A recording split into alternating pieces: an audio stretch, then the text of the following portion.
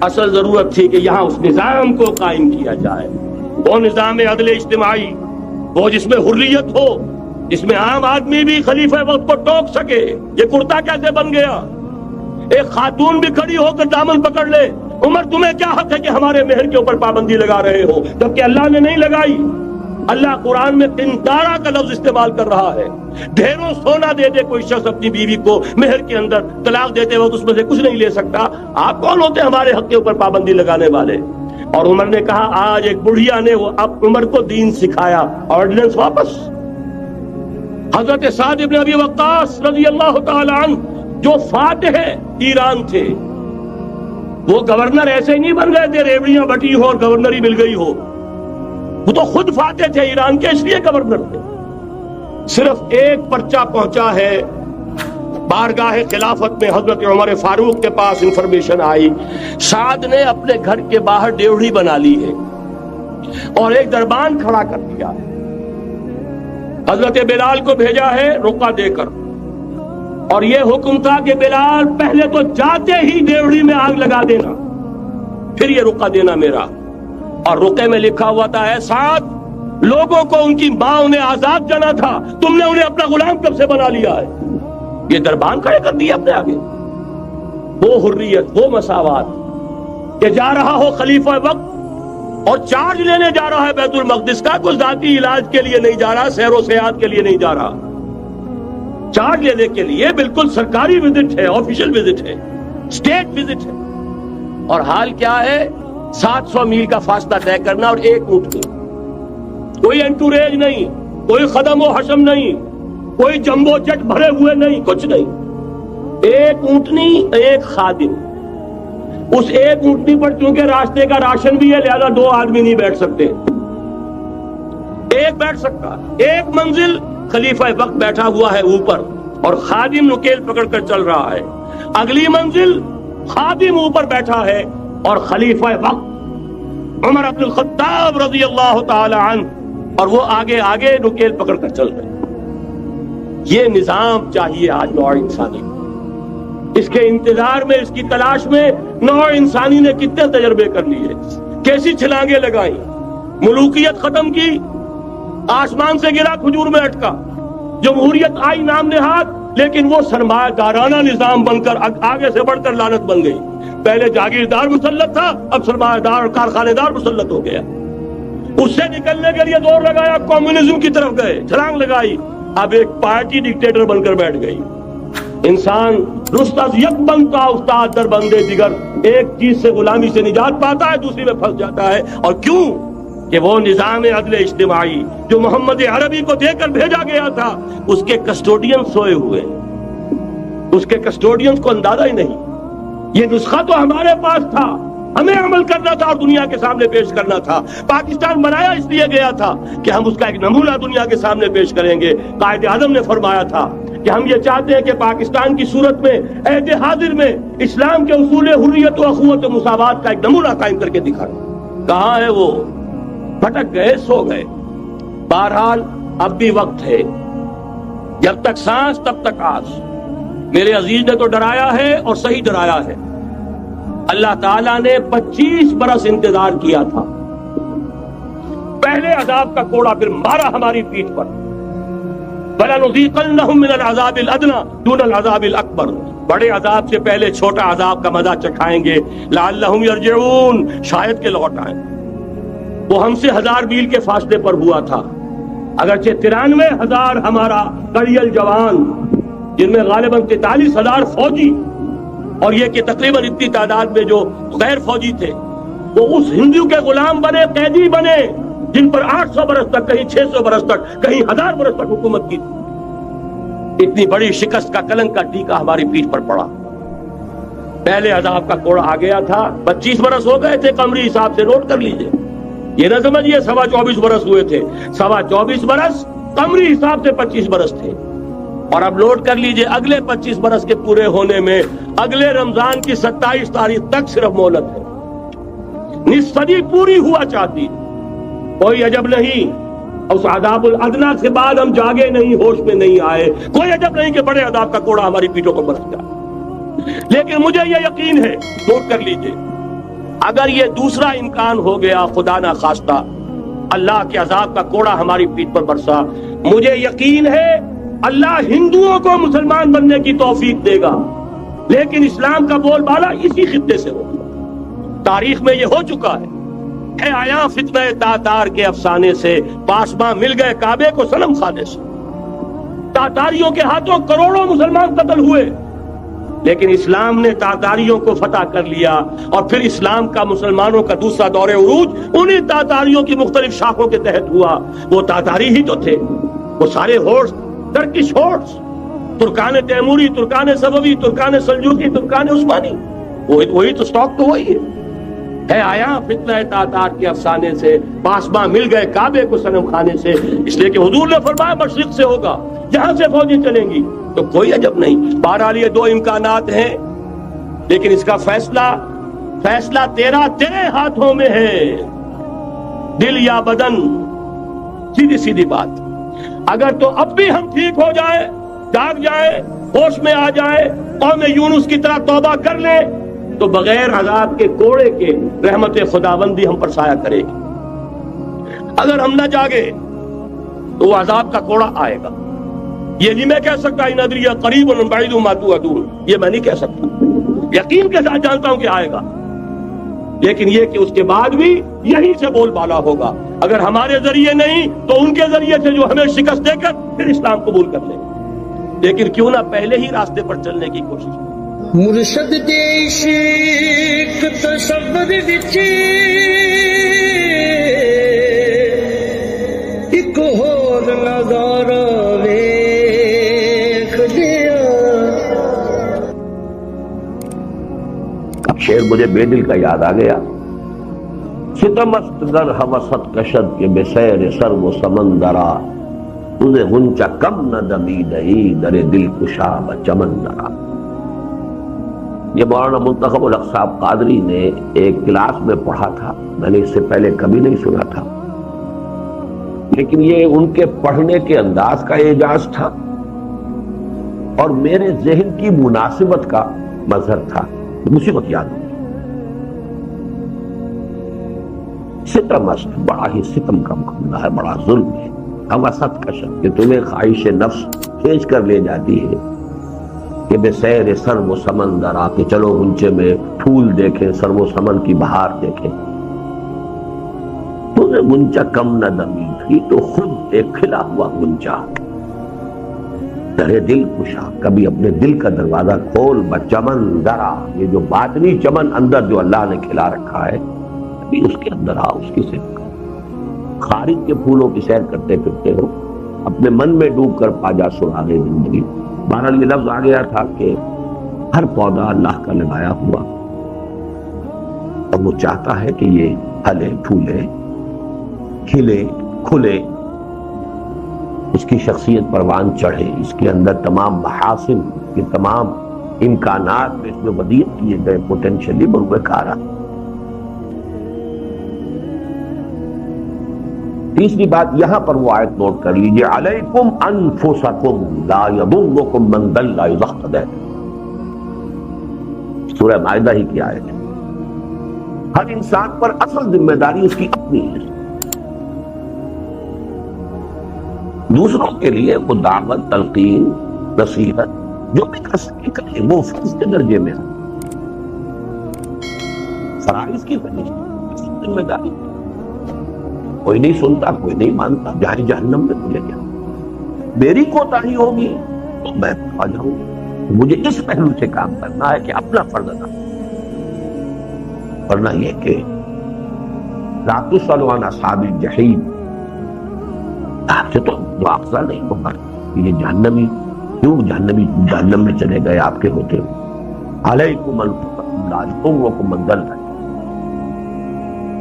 لیکن چونکہ اس کا پھر وہ غلط مفہوم لیا گیا اور دور صحابہ ہی میں لیا جانے لگا، لوگوں نے دلیل بنایا اس سے کہ کیا ضرورت ہے دعوت کی، نصیحت کی، لم تعظون قوما اللہ مہلکہم او معذبہم عذابا شدیدا، یا یہ ہے کہ اپنے اس فرائض سے جی چرانے کے لیے منافقین، ضعفاء، ہر طرح کے لوگ بھی تو تھے نا۔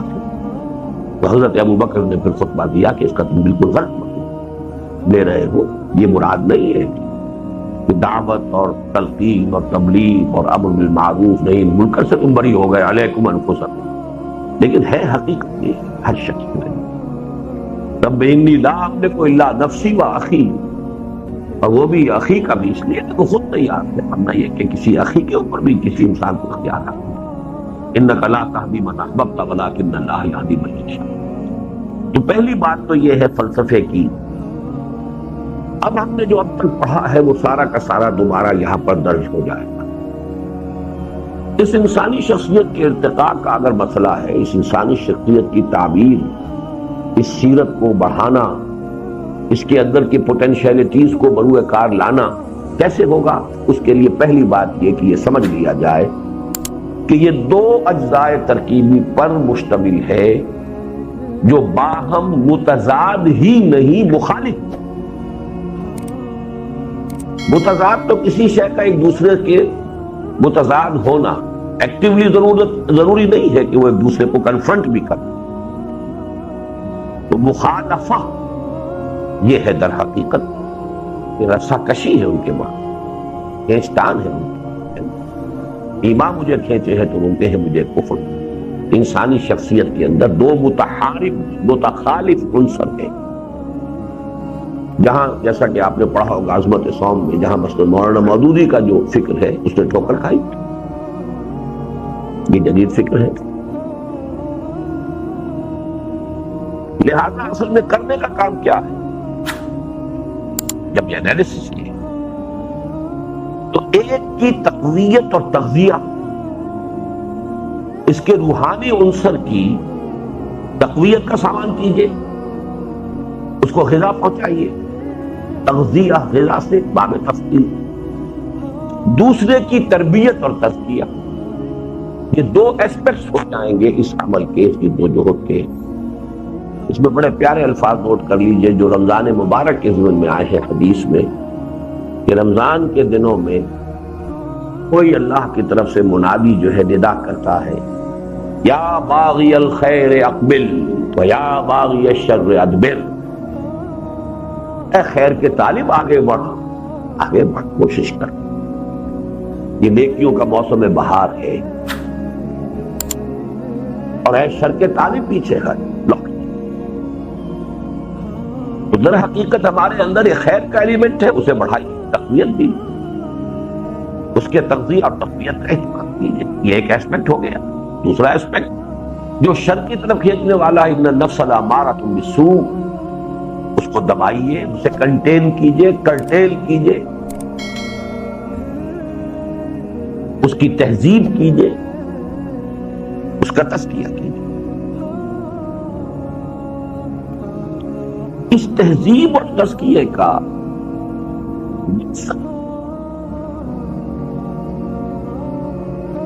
اس کی فنا نہیں ہے، اینیہیلیشن نہیں،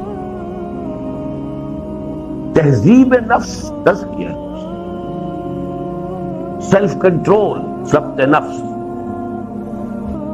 سیلف پیوریفیکیشن، تزکیہ، پیوریفیکیشن، ناٹ سیلف اینیہیلیشن۔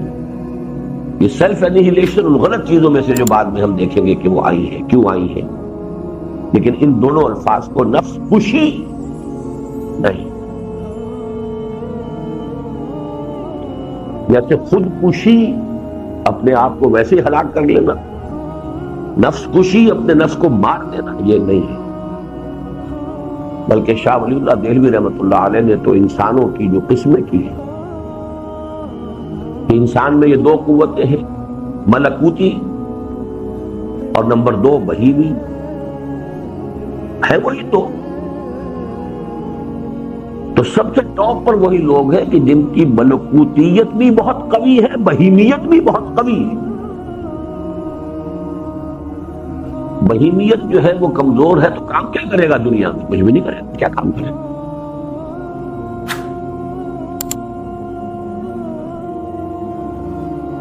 سب سے نیچے وہ ہیں جن کی بہیمیت ضعیف اور بہیمیت قوی اور ملکیت ضعیف۔ بہرحال کو درجہ بندی ہوگی تو نوٹ کیجئے اسلام میں سیلف انہیلیشن نہیں ہے، ضبط نفس، سیلف کنٹرول. اس کو میں تہذیب نفس کہہ رہا ہوں. تہذیب اسی کا نام ہے، آداب. اور نمبر 2 پیوریفیکیشن، جس کا نتیجہ ایک نکلتا ہے. یہاں یہ لفظ میں وضع کر رہا ہوں، اس سے پہلے یہ لفظ اس معنی میں استعمال نہیں ہوا، لیکن یہ کہ یہ مانا جاتا ہے کہ اصطلاحات وضع کرنے کی ہر ایک کو آزادی ہوتی ہے. کوئی بھی سوچنے سمجھنے والا آدمی ہے، he has the right to coin his own terminology. یہ تحریر الروح ہے. تحریر یہاں پر حریت سے، liberation of the civil, liberation of the spirit. نفس کا دباؤ جو ہم نے پڑھا ہے عظمت صوم میں، کہ جتنی یہ بیڑیاں بھاری ہوگی روح اتنی ہی بندھی رہے گی، دبی رہے گی. جتنا ان کو ہلکا کریں گے روح اتنی ہی اوپر جائے گی. تو روح کو آزاد کرنا اس نفس امارہ کے تسلط سے، لبریٹ کرنا.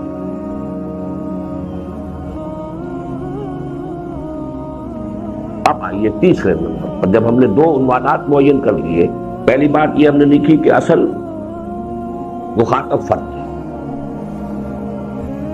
فرد کی تعمیر، ترقی، یہ دین کا اصل مطلب. دوسری بات یہ کہ فرد ہے 2 متضاد بلکہ متخالف و متحارب عناصر پر سے مرکب.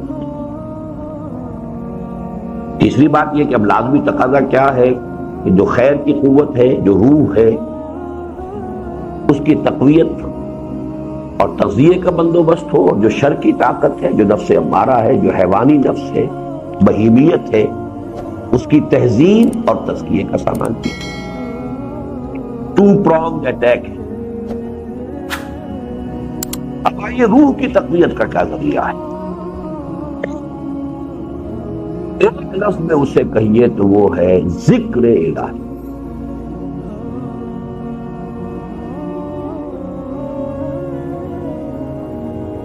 اس کا فلسفہ کیا ہے یہ اب آپ پڑھ چکے ہیں، ہماری کتابوں میں عام ہے. میری پہلا پمفلٹ چھپا ہے مسلمانوں پر قرآن مجید کے حقوق، ذکر اور آیات اس کے حوالے سے پوری وضاحت اس میں کرتا ہوں. ایک ڈورمنٹ کانشسنس ہے روح انسانی میں، معرفت رب موجود ہے، وہیں سے آئی ہے. ہم کہہ نہیں سکتے کہ اللہ تعالیٰ کی ذات کے ساتھ لفظ جز، اس کا جز تو نہیں ہے، صادر تو وہیں سے ہوئی ہے. امر رب ہے، وہ اندھی بہری ہے، البتہ سوئی ہوئی ہوتی ہے. یہ ذکر اس کو بیدار کرتا. میں آج اپنے نوٹس دیکھ رہا تھا تو چشتی صاحب نے ایک جملہ سنایا تھا، can't Hume awakened me from the dogmatic slumber. ہیوم کی کتابیں پڑھ کر کانٹ کہتا ہے کہ میں ایک اندھے عقیدے کے اس میں نیند میں سویا ہوا تھا، اس نے مجھے اویک کیا، جگایا. اسی طریقے سے ایک نظم ہے حفیظ جالندری کی، جاگ سود عشق جاگ. اور بالکل ہم نے بچپن میں یہ یوں سمجھیے کہ میرے ہائی اسکول کے بھی شاید ارلی ڈیزوں جب یہ گانا سنا تھا وہ مجھے آج بھی یاد ہے. تم ہی نے مجھ کو پریم سکھایا، سوئے ہوئے ہردے کو جگایا. ہردا کہتے ہیں ہندی میں جی یا نفس، اندر سے جو بھی کہیں ہردا. سوئے ہوئے ہردے کو جگایا، ایک بہت بڑی حقیقت ہے. سب کچھ اندر ہے. میں نے 2 الفاظ کہیں استعمال کیے ہیں، بلکہ وہ یہ ہے وہ مقصد بعثت نبوی کی جو اس روح کے اندر معرفت ربی موجود ہے، محبت ربی.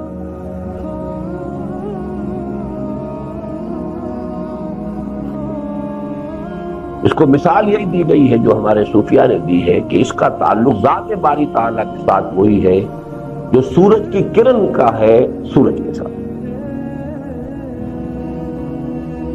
کروڑ میل آ گئی ہے. کروڑ کیا فاصلہ کتنا ہے سورج کا؟ جی 9 کروڑ، لیکن اس سے منقطع نہیں، سلسلہ تو قائم.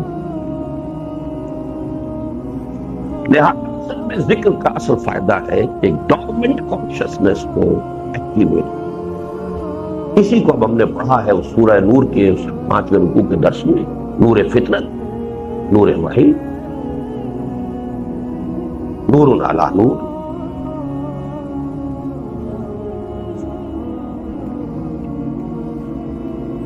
اب اس سے ساری باتیں جوڑتے چلے جائیں گے. اب یہ چیزیں وہی ہیں جو ہماری پڑھی ہوئی ہے، سمجھی ہوئی ہے. اس ایک خاص عنوان کے تحت ہم اسے ایک نئی ترتیب سے ریویو کر رہے ہیں. احسان نام ہے ایمان کی گہرائی اور گیرائی کے اضافے کا. سارا معاملہ ایمان کا. اسلام نام ہے جبکہ ایمان صرف زبان پر ہے، at the tip of tongue, lip service تک ہے، زبانی اقرار ہے. یہ اسلام دل میں اتر گیا ہے، تصدیق بالقلب، یہ ایمان ہے. اور جب اس میں وہ شدت اور گہرائی پیدا ہو جائے، کام نہ کرنا. اب ہمارے اس سے اونچی کوئی اور مثال نہیں ہے. ہماری زبان ہے، اس کے لیے 12 تمثیل وہیں سے لانی پڑی ہے. کہاں سے لانی؟ اس لیے کہ میری آنکھوں کا دیکھا کیسے یہ تصریف کروں. یہ بات میں نے خود کی، جس سے آگے ہمارے پاس یقین کے لیے کوئی استعارہ نہیں، کوئی تعلق. بری ایمان جب اس شدت کو پہنچ جاتا ہے کہ کاننا کا تراہ فإن لم تکن تراہ فإنہ یراک، یا کم سے کم یہ استحضار ہو کہ اللہ مجھے دیکھ رہا. I am in his eyes, I am in his presence. جب یقین اس درجے کو پہنچ جاتا ہے وہ کسان بات کرتے ہیں. سارا کا سارا مسئلہ تو صرف ایمان کا ہے اور ہے قائم کا. قل آمنت باللہ ثم استقم، ان الذین قالوا ربنا اللہ ثم استقاموا تتنزل علیہم الملائکۃ ولا تخافوا ولا تحزنوا وابشروا بالجنہ. یہی مقام ولایت ہے. الا ان اولیاء اللہ لا خوف علیہم ولا هم يحزنون. وہی مقام یہاں بیان ہو رہا. اسی میں اب وہ سورہ مائدہ کی آیت بھی اپنے ذہن میں لے آئیے، جس کو ہم نے آج اس کا عنوان میں بھی اس کی تلاوت میں نے کی تھی. ایمان، پھر احسان. اور احسان کیا ہے؟ وہ ایمان اس درجے کو پہنچ جائے کاننا کا تراہ فإن لم تکن تراہ فإنہ یراک. یہی حدیث جبرائیل میں ہے، اخبرنی عن الاسلام اخبرنی عن الایمان اخبرنی عن الاحسان. اب یہاں میں ذرا ڈائگریس کر رہا ہوں، اس کو اضافی ایک موضوع سمجھیے، لیکن ہے اس سے متعلق، اس لیے اپینڈکس کے درجے میں ہے. اس کو میں نے اپنے جو محاضرات ہیں حقیقت ایمان پر، اس میں تفصیل سے بیان کیا ہے کہ ایمان کے حصول کے 3 راز. محض ایک فزیکل فنومینن کی حیثیت سے صحبت سے بھی ایمان ہے. صحبت صاحب یقین سے بھی ایمان حاصل ہوتا. مٹی کے پاس بیٹھیں گے ہر آدمی. صحبت، پریکٹس سے، عمل سے بھی ایمان اور یقین خاص. جو بھی احکام شریعت کے ان کے اوپر آپ رہیں گے تو عمل سے بھی. لیکن یہ دونوں ایمان سارٹ آف بلائنڈ فیتھ، اس میں انٹلیکچوئل ایلیمنٹ نہیں ہے، اس میں فہم اور شعور اور تفقہ کا ایلیمنٹ ہے. اگرچہ گہرائی ہو سکتی ہے انتہائی، گہرائی کا تعلق اس سے ہے ہی نہیں صرف.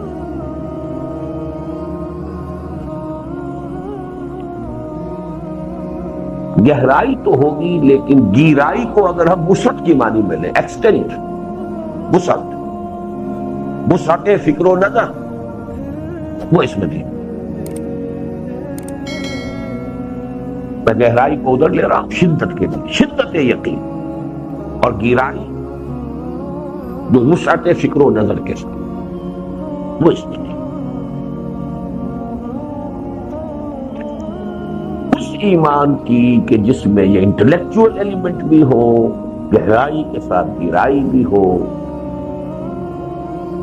وہ ایمان جو علی وجہ البصیرت ہو، علی بصیرت انا ومن اتبعنی کا مصداق ہو، وہ صرف وہ قرآن سے ملے گا اور کہیں سے ملے گا.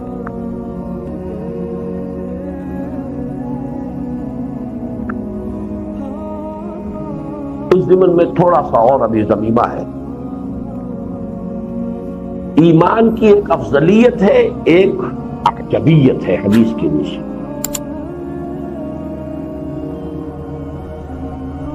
افضلیت جو ہے اس کی وہ صحابہ کرام کی مسلم ہے، اہل سنت کے تصدیق. افضل ایمان ادنا سے ادنا صحابی کا ایمان بھی افضل ہے بڑے سے بڑے ولی اور بڑے سے بڑے انٹلیکچوئل کے ایمان سے، غیر صحابی. لیکن ظاہر ہے صحابی میں بھی پھر فرق رہے گا. ضرور یہ نہ سمجھیے کہ وہاں صرف صحبت سے ایمان آئے گا. صحبت کا ایمان تو سب میں مشترک ہوگا، لیکن ان میں انٹلیکچوئل بھی تھے، انہوں نے قرآن مجید سے جس طریقے سے اخذ کیا ہے. تو یہ نہ سمجھیے کہ صحابہ کا معاذ اللہ ایمان it was devoid of that element or devoid of that dimension. تو لیکن کوئی صحابی ایسے ہو سکتے ہیں کہ جن کا وہ انٹلیکچوئل جو ہے وہ کیلیبر نہ ہو، وہ مقام نہ ہو، اور ان کے ہاں صرف بلائنڈ فیتھ ہو، لیکن وہ بلائنڈ فیتھ صحبت محمدی سے ملا صلی اللہ علیہ وسلم، تو وہ افضل رہے گا قیامت تک. البتہ ایمان کا حسن عجبیت، یہ میں اس لیے کہہ رہا ہوں کہ محرومی کا احساس نہیں ہونا چاہیے. حضور نے ہماری محرومی کے ازالے کے لیے کیسی کیسی باتیں فرمائی. یہ احساس محرومی نہیں ہونا چاہیے. ایک تو آپ نے فرمایا کہ میری امت کا معاملہ عجیب ہے، بارش کے مانند ہے. نہیں کہہ سکتے کہ اس کا اول بہتر ہے یا آخری بہتر ہے. لہذا کوئی پرواہ نہیں اگر ہم آخری زمانے میں ہیں. سارے راستے کھلے ہیں. صدیقیت اور شہادت کے سارے مراتب سوائے نبوت کے درجے کے وہ بند ہے. وہ تو صحابہ کے لیے بھی بند تھا، باقی تو سارے مراتب ہوتے. آئیے گوئے ہے اور چوگاں مجھے آپ تمام کے ساتھ کرو. باقی ہر شے اکتسابی ہے سوائے مرتبہ نبوت. دوسرے آپ نے فرمایا وہ جو ایمان کی حدیث میں نے بارہا سنائی ہے کہ حضور نے سوال کیا ای الخلق اعجب الیکم ایمانا. صحابہ سے سوال کیا کہ جملہ مخلوقات میں سے سب سے حسین ایمان ذرا سوچو. اب انہوں نے پہلے کہا کہ ملائکہ. آپ نے فرمایا ملائکہ، ان کا کیا کمال ہے، کون سا تیر مارا انہوں نے ایمان میں. وَمَا لَهُمْ لَا يُؤْمِنُونَ وَهُمْ عِندَ رَبِّهِمْ. کیسے ایمان نہ لاتے ہو، تو اپنے رب کے حضور میں حاضر ہے، یہ حقائق منکشف ہے. پھر ان کا کہ فالانبیاء وَمَا لَهُمْ لَا يُؤْمِنُونَ وَالْوَحْيُ يَنزِلُ عَلَيْهِمْ. وہ کیسے ایمان نہ لاتے ہو، تو وحی نازل ہو رہی ہو کیوں. فَنَحْنُ، تو اب ہم نے فرمایا وَمَا لَكُمْ لَا تُؤْمِنُونَ وَأَنَا بَيْنَ أَظْهُرِكُمْ. تم کیسے ایمان نہ لاتے جبکہ میں تمہارے مابین ہوں.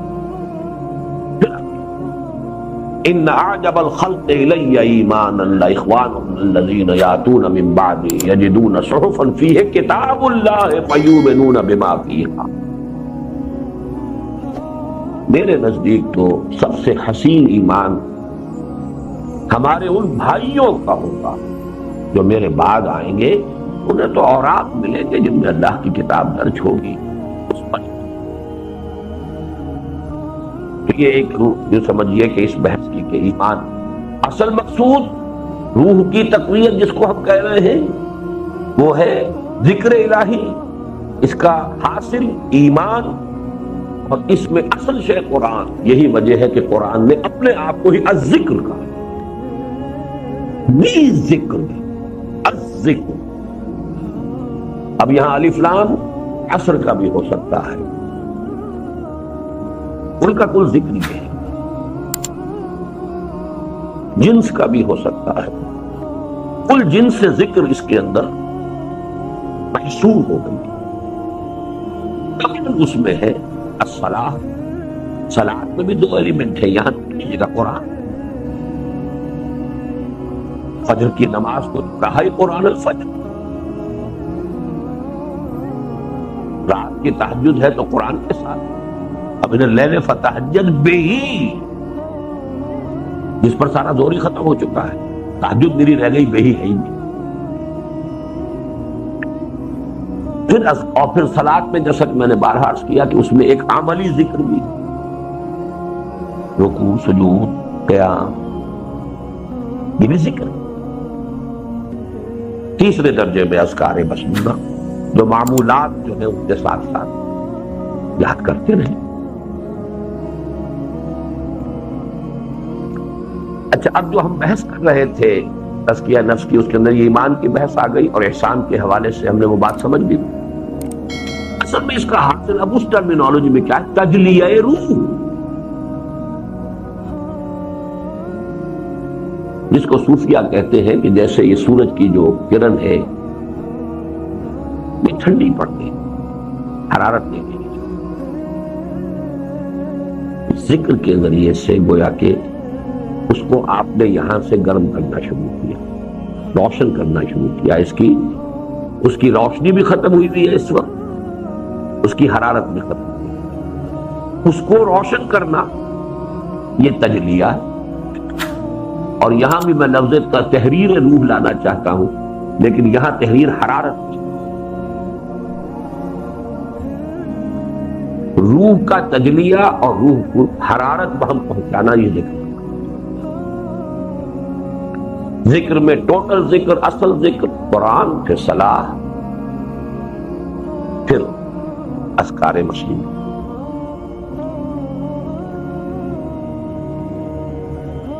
یہ جو تحریر روح، اب میں نے 2 معنی میں استعمال کی ہے، ایک لبریٹ کرنا، جیسے کہ بھاری بیڑیاں پڑی ہوئی تھی ان کو نکالا وہاں سے، یَضَعُ عَنْهُمْ إِسْرَهُمْ وَالْأَغْلَالَ الَّتِي كَانَتْ عَلَيْهِمْ، اسر و اغلال، بیڑیاں پڑی ہوئی ہے، توق پڑے ہوئے، ان کو ہٹایا جانا، اور تحریر حرام۔ اس کا نتیجہ کیا نکلے گا؟ یہ پلوٹائنس کے الفاظ نکلی، بڑے پیارے الفاظ ہیں، ظاہر بات ہے کہ جہاں سے بھی ہمیں حکمت جہاں سے ملے لے، flight of the alone to the alone, پرواز تنہا ہے ہمارے اندر۔ روح کا کسی سے رشتہ نہیں، نہ روح کسی کے باپ، نہ کسی کا بیٹا، نہ روح کسی کا شوہر، نہ روح کسی کی بیوی، تنہا انڈیویجولیٹی۔ اس کو اچھی طرح سمجھیے، جدید فلسفے میں بھی یہ جو کرب کا لفظ آیا ہے، ایگزسٹانشلزم، کرب، جو شخص ذرا بھی ذہنی اور نفسیاتی اعتبار سے حیوانی لیول سے بلند ہونا شروع ہوتا ہے، اس میں تنہائی کا احساس بڑھنا شروع ہوتا ہے۔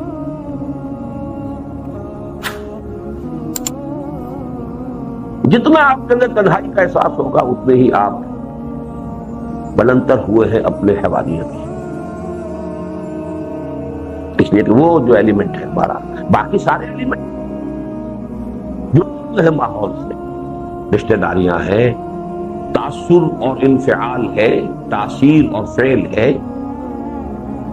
یہ ایک ایلیمنٹ ہے ہمارے اندر۔ ہلو، اور ایک ہے وہ الون، الاحد،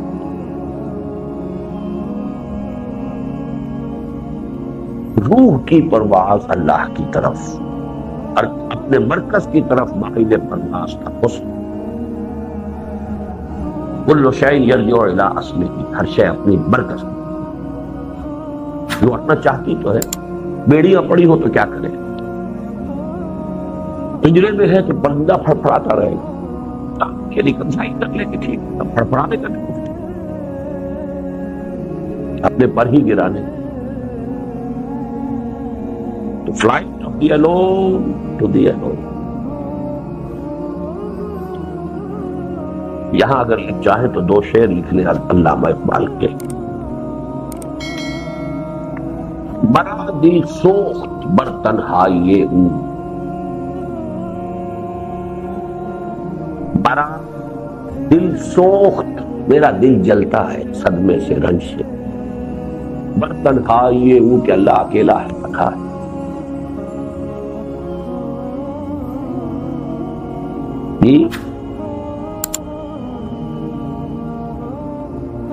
مرا دل سوخت بر تنہائی او،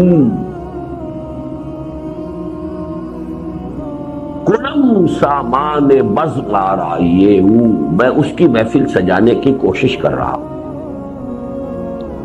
سامان بزم آرائیے او،